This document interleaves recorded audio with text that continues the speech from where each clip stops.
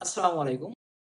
আমরা বোর্ডে একটি অঙ্ক দেখতে পাচ্ছি। এই অঙ্কটি ৩১তম বিসিএস এ আসা এবং এটি একটি ভাগশেষ উপপাদ্যের সাহায্যে অঙ্কগুলো সমাধান করতে হবে। যে আমাদের একটি বীজগণিত রাশি দেওয়া আছে, সেই রাশিটা কত? X cube minus x square. এই যে বীজগণিতীয় রাশি, এই রাশিটাকে এই বীজগণিতীয় রাশিটাকে আমরা এক্স মাইনাস টু দ্বারা যদি ভাগ করি তাহলে ভাগশেষ কত হবে আমাদেরকে সেটা বের করতে হবে। তাহলে আমি এর আগের অঙ্কগুলোতে বলছি, যদি আমাদের ভাগশেষ উপপাদ্য থাকে তাহলে যাকে দ্বারা ভাগ করতে হবে আমাদের সেটা সমান জিরো ধরে নিতে হবে। তাহলে আমরা এখানে দেখি যে X minus two, X minus two সমান আমরা কত ধরে নিলাম? জিরো ধরে নিলাম।